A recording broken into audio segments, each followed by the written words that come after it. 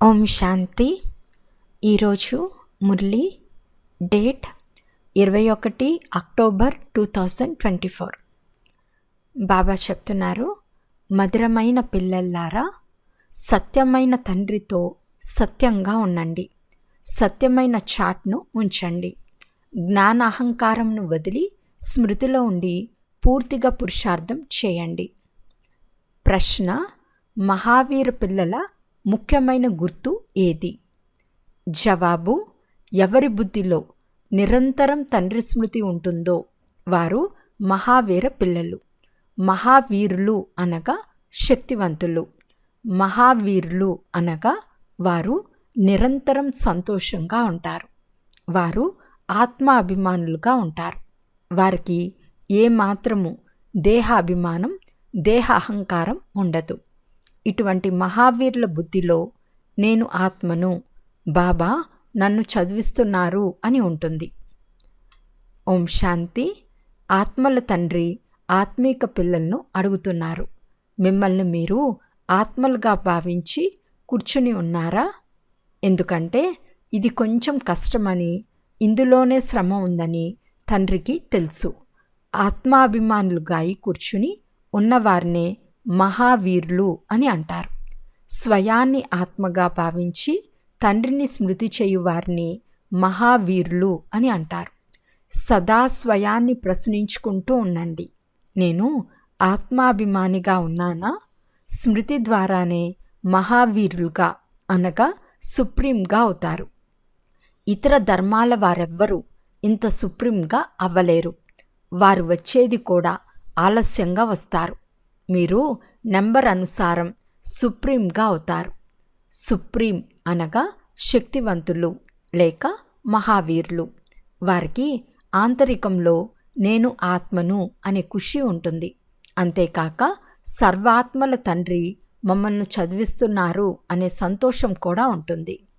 కొంతమంది తమ చాట్ 25%, కొంతమంది 100% చూపిస్తారని కూడా తండ్రికి తెలుసు. కొంతమంది 24 గంటల్లో అర్ధగంట మాత్రమే స్మృతి ఉంటుందని అంటారు. కావున ఎంత శాతం అవుతుంది? మీపై మీరు చాలా గమనం ఉంచుకోవాలి. నెమ్మదిగా మహావీరులుగా అవ్వాలి. వెంటనే అవ్వలేరు. ఇందులో శ్రమ ఉంది. బ్రహ్మజ్ఞానులు, తత్వజ్ఞానులు స్వయాన్ని ఆత్మగా భావిస్తారని అనుకోకండి. వారు బ్రహ్మతత్వంను అనగా బ్రహ్మ ఉండే నివాస స్థానమునే పరమాత్మగా భావిస్తారు. స్వయాన్ని అహం బ్రహ్మాస్మ అని అంటారు. ఇప్పుడు ఇంటితో యోగం చేయరాదు. ఇప్పుడు పిల్లలైన మీరు స్వయాన్ని ఆత్మగా భావిస్తున్నారు. 24 గంటల్లో మేము ఎంత సమయం స్వయాన్ని ఆత్మగా భావిస్తున్నాము అని మీ చాట్ చూసుకోవాలి. ఇప్పుడు మనం ఈశ్వర్య సేవ చేస్తున్నాము. ఈశ్వర్య సేవలో ఉన్నామని పిల్లలైన మీకు తెలుసు. తండ్రి కేవలం మన్మనాభవ అనగా స్వయాన్ని ఆత్మగా భావించి నన్ను స్మృతి చెయ్యండి అని చెప్తున్నారని అందరికీ తెలపండి. ఇదే మీరు చేసే సేవ. మీరు ఎంత సేవ చేస్తారో అంత ఫలితం కూడా లభిస్తుంది. ఈ విషయాలు చాలా బాగా అర్థం చేసుకోవాలి. మంచి మహారథులైన పిల్లలు కూడా ఈ విషయాన్ని పూర్తిగా అర్థం చేసుకోరు. ఇందులో చాలా శ్రమ ఉంది. శ్రమ పడకుండా ఫలితం లభించదు. కొంతమంది చాట్ రాసి పంపిస్తారు, కొంతమంది పంపరు. జ్ఞానాహంకారం చాలా ఉంది. స్మృతిలో కూర్చునే శ్రమ చేయరు. ముఖ్యమైన విషయం స్మృతియేనని తండ్రి అర్థం చేయిస్తున్నారు.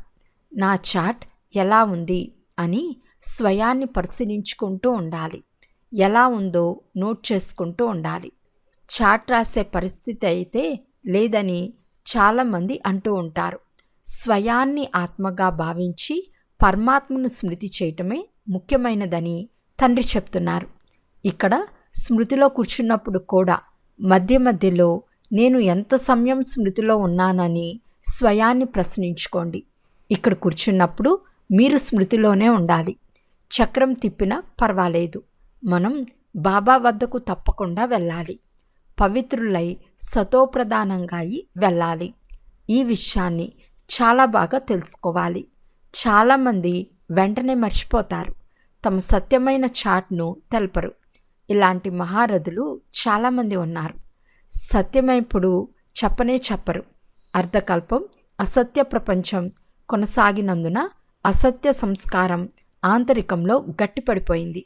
ఇందులో కూడా సాధారణంగా ఉండేవారు వెంటనే చాట్ రాస్తారు. స్మృతి యాత్ర ద్వారా మీరు పాపాలను భస్మం చేసుకొని పావనమవుతారని తండ్రి చెప్తున్నారు. కేవలం జ్ఞానం ద్వారా పావనంగా అవ్వలేరు. స్మృతి యాత్ర ముఖ్యమైనది. మిగిలింది ఎంత ఉన్నా ఏం లాభం? మీరు పిలిచింది పావనంగా అయ్యేందుకే. పావనంగా అవ్వాలి అంటే స్మృతి చేయాలి.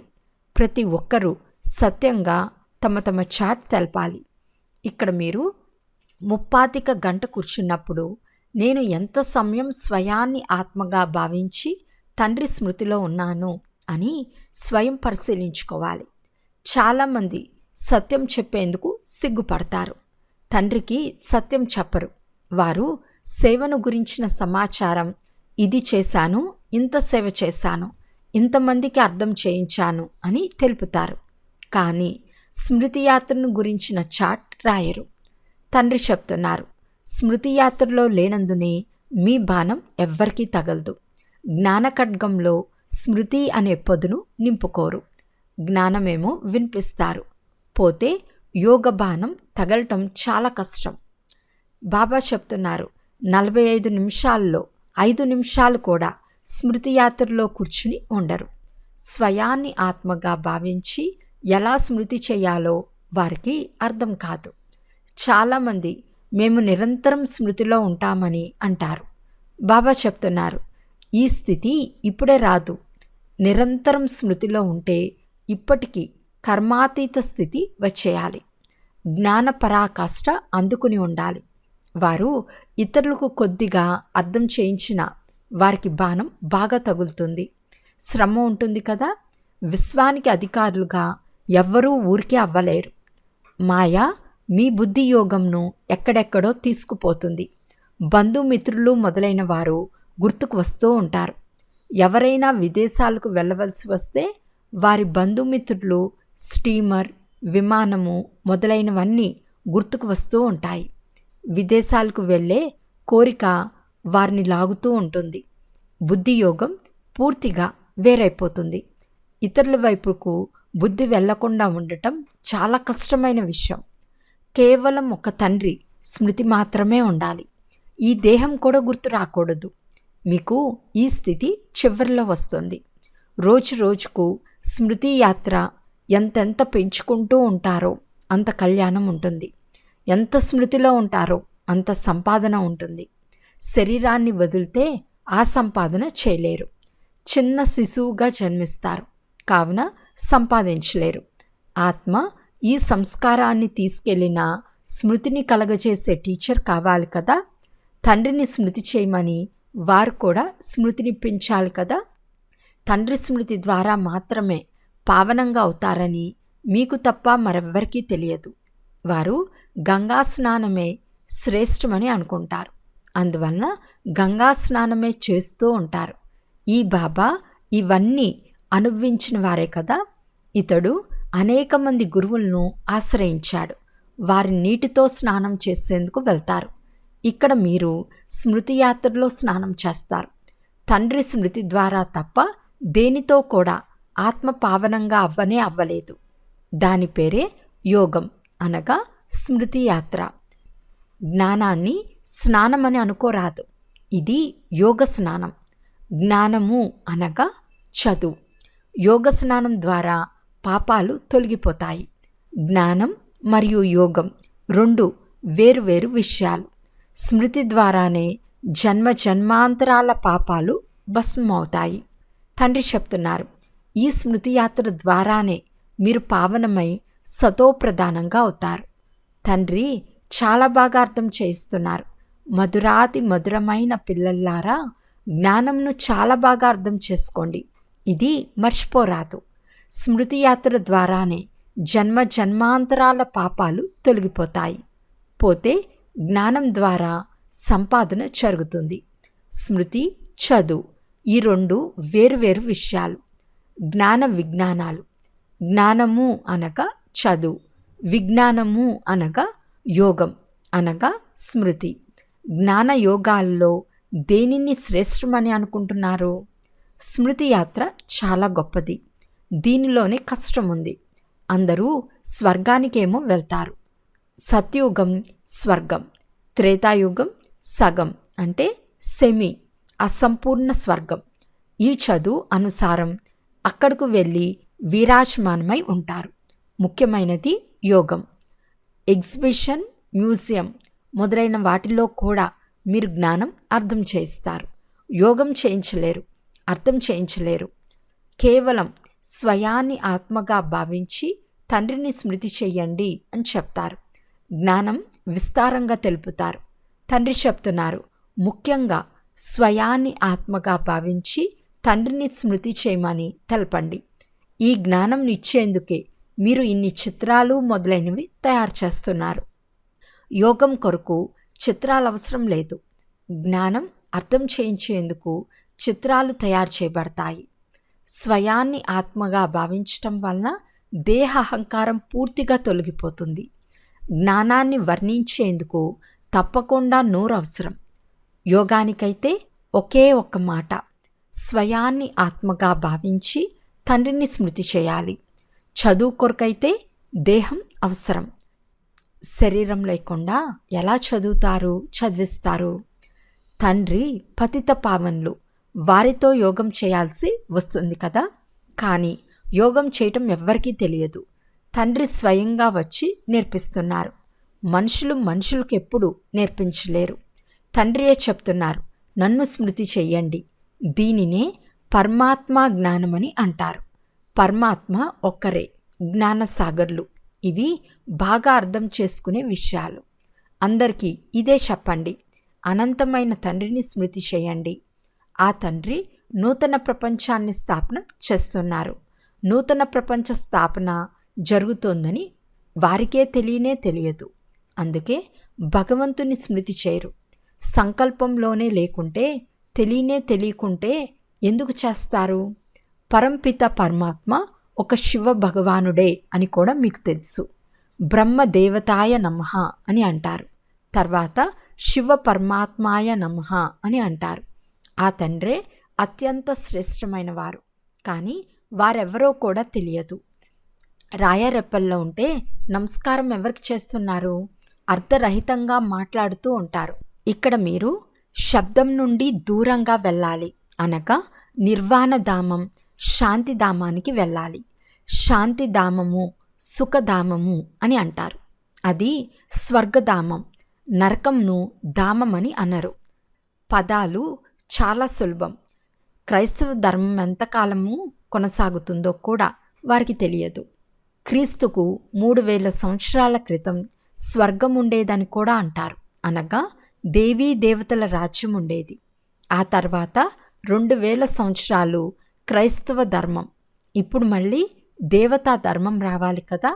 మానవుల బుద్ధి ఏమాత్రం పనిచేయదు. డ్రామా రహస్యం తెలియని కారణంగా ఎన్నో ప్లాన్లు చేస్తూ ఉంటారు. ఈ విషయాలు పెద్ద వయసు గల మాటలు అర్థం చేసుకోలేరు. ఇప్పుడు మీ అందరిది వానప్రస్థ స్థితి అని తండ్రి అర్థం చేస్తున్నారు. శబ్దం నుండి దూరంగా వెళ్ళాలి. వారు నిర్వాణధామానికి వెళ్ళారని అంటారు. కానీ ఎవ్వరూ వెళ్ళలేదు. పునర్జన్మ తప్పకుండా తీసుకోవలసిందే. వాపస్ ఎవ్వరూ వెళ్ళలేరు. వానప్రస్థంలోకి వెళ్ళేందుకు గురువుల సంగత్యం చేస్తారు. వానప్రస్థ ఆశ్రమాలు చాలా ఉన్నాయి. మాతలు కూడా చాలామంది ఉన్నారు. మీరు వెళ్ళి అక్కడ కూడా సేవ చేయండి. వానప్రస్థము అంటే ఏమో మీకు తండ్రి కూర్చుని అర్థం చేస్తున్నారు. ఇప్పుడు మీరు వానప్రస్థులు. ప్రపంచమంతా వానప్రస్థులే. ఇప్పుడు మానవులంతా వానప్రస్థులే. సర్వుల సద్గతి దాత సద్గురు మాత్రమే. అందరూ వెళ్ళే తీరాలి. మంచి పురుషార్థం చేసేవారు ఉన్నత పదవిని పొందుతారు. దీనిని వినాశ సమయం అని అంటారు. ఖయామత్ అర్థం కూడా వారికి తెలియదు. పిల్లలైన మీరు కూడా నెంబర్ వారుగా అర్థం చేసుకుంటారు. ఇది చాలా ఉన్నతమైన గమ్యం. ఇప్పుడు మనం తప్పనిసరిగా మన ఇంటికి వెళ్ళాలని అందరూ అర్థం చేసుకోవాలి. ఆత్మలు శబ్దానికి దూరంగా వెళ్ళాలి. మళ్ళీ పాత్రను చేయాల్సిందే. పాత్ర రిపీట్ అవుతుంది, కానీ తండ్రిని స్మృతి చేస్తూ ఉంటే ఉన్నత పదవి పొందుతారు. దైవీ గుణాలు కూడా ధారణ చేయాలి. ఏ మురికి పని, దొంగతనం మొదలైనవి చేయరాదు. మీరు యోగం ద్వారా మాత్రమే పుణ్యాత్ములుగా అవుతారు, జ్ఞానంతో అవ్వరు. ఆత్మ పవిత్రంగా అవ్వాలి. శాంతిధామంలోకి పవిత్ర ఆత్మలు మాత్రమే వెళ్ళగలవు. అక్కడ ఆత్మలన్నీ ఉంటాయి, ఇంకా వస్తూనే ఉంటాయి. ఇంకా మిగిలి ఉన్న ఆత్మలు ఇక్కడకు వస్తూ ఉంటాయి. పిల్లలైన మీరు స్మృతి యాత్రలో చాలా సమయం ఉండాలి. ఇక్కడ మీకు మంచి సహజ యోగం లభిస్తుంది. పరస్పర సహాయం, బలం లభిస్తుంది కదా. పిల్లలైన మీరు కొంతమంది అయినా మీ బలం పనిచేస్తుంది. గోవర్ధన పర్వతాన్ని వ్రేలితో ఎత్తినట్లు చూపిస్తారు కదా. మీరు గోపికలు కదా. సత్యుగంలోని దేవీ దేవతలను గోపికలని అన్నారు. మీరు మాత్రమే మీ వేలుని ఇస్తారు. ఇనుప యుగంను బంగారు యుగంగా లేక నరకంను స్వర్గంగా చేసేందుకు మీరు ఒక్క తండ్రితో బుద్ధి యోగంను జోడిస్తారు. యోగం ద్వారానే పవిత్రంగా అవుతారు. ఈ విషయాలు మర్చిపోరాదు. ఈ శక్తి మీకెక్కడ లభిస్తుంది? బయట ప్రపంచంలో అసురి మానవుల సాంగత్యం ఉంటుంది. అక్కడ స్మృతి చేయటం చాలా కష్టం. ఇంత అచంచలంగా అక్కడ ఉండలేరు. సంఘటన అవసరం కదా. ఇక్కడ అందరూ కలిసి ఏకరసంగా కూర్చుంటారు. అందువలన సహాయం లభిస్తుంది. ఇక్కడ వృత్తి, వ్యాపారాలు, ఇతర వస్తువులేవీ ఉండవు. బుద్ధి ఇక ఎక్కడికి వెళ్తుంది? బయట ప్రపంచంలో వ్యాపారాలు, ఇల్లు మొదలైనవి తప్పకుండా తమ వైపుకు లాగుతాయి. ఇక్కడ మిగతా ఏవీ లేవు. ఇక్కడ వాతావరణం చాలా శుద్ధంగా ఉంటుంది. డ్రామానుసారం మీరు చాలా దూరం వచ్చి కొండపై కూర్చుని ఉన్నారు. ఖచ్చితమైన జ్ఞాపక చిహ్నాలు కూడా మీ ఎదురుగానే ఉన్నాయి. పైకప్పుపై స్వర్గంను చూపించారు. అలా కాకుంటే ఇంకెక్కడ చూపించాలి? అందువలన బాబా అంటున్నారు, ఇక్కడ కూర్చుని ఉన్నప్పుడు స్వయాన్ని పరిశీలన చేసుకోండి. మేము బాబా స్మృతిలో ఉన్నామా? స్వదర్శన చక్రం కూడా తిరుగుతూ ఉండాలి. అచ్చా, మధురాతి మధురమైన అపురూపమైన పిల్లలకు మాతాపిత బాప్దాదాల ప్రియ స్మృతులు మరియు గుడ్ మార్నింగ్. ఆత్మిక పిల్లలకు ఆత్మిక తండ్రి నమస్తే. ఆత్మిక తండ్రికి ఆత్మిక పిల్లల యొక్క ప్రియ స్మృతులు మరియు నమస్తే నమస్తే నమస్తే. ధారణ కొరకు ముఖ్య సారం. ఫస్ట్ పాయింట్, మీ స్మృతి చాట్పై పూర్తి గమనం ఉంచాలి. ఎంత సమయం ఆ తండ్రిని స్మృతి చేస్తున్నామో, స్మృతి చేసే సమయంలో బుద్ధి ఎక్కడెక్కడ తిరుగుతూ ఉందో స్వయాన్ని పరిశీలించుకోవాలి. సెకండ్ పాయింట్, ఈ చివరి జడ్జ్మెంట్ సమయంలో శబ్దం నుండి అతీతంగా వెళ్ళే పురుషార్థం చేయాలి. తండ్రి స్మృతితో పాటు దైవీ గుణాలు కూడా తప్పకుండా ధారణ చేయాలి. దొంగతనం మొదలైన మురికి పనులేవి చేయరాదు. వరదానము: వ్యర్థము లేక డిస్టర్బ్ చేసే మాటల నుండి ముక్తులుగా ఉండే డబల్ లైట్ అవ్యక్త ఫరిస్తా భవ. అవ్యక్త ఫరిస్తా అవ్వాలి అంటే వ్యర్థ మాటలు ఏవైతే ఎవరికి మంచిగా అనిపించదో వాటిని సదా కొరకు సమాప్తం చేయండి. విషయం 2 శబ్దాలదే అయి ఉంటుంది, కానీ దాన్ని సాగతీసి పొదుపుగా చేసి మాట్లాడుతూ ఉండటం కూడా వ్యర్థమే. 4 మాటల్లో అయ్యే పన్ని 12-15 మాటల్లో మాట్లాడకండి. తక్కువగా మాట్లాడండి, నెమ్మదిగా మాట్లాడండి. ఈ స్లోగన్ మెడలో వేసుకుని ఉండండి. వ్యర్థము లేక డిస్టర్బ్ చేసే మాటల నుండి ముక్తులుగా అయితే అవ్యక్త ఫరిస్తాగా అవ్వటంలో చాలా సహాయం లభిస్తుంది. స్లోగన్: ఎవరైతే పరమాత్మ ప్రేమ వెనుక స్వయాన్ని సమర్పణ చేస్తారో వారికి సఫలత మెడలో హారంగా అయిపోతుంది. అచ్చా, ఓం శాంతి.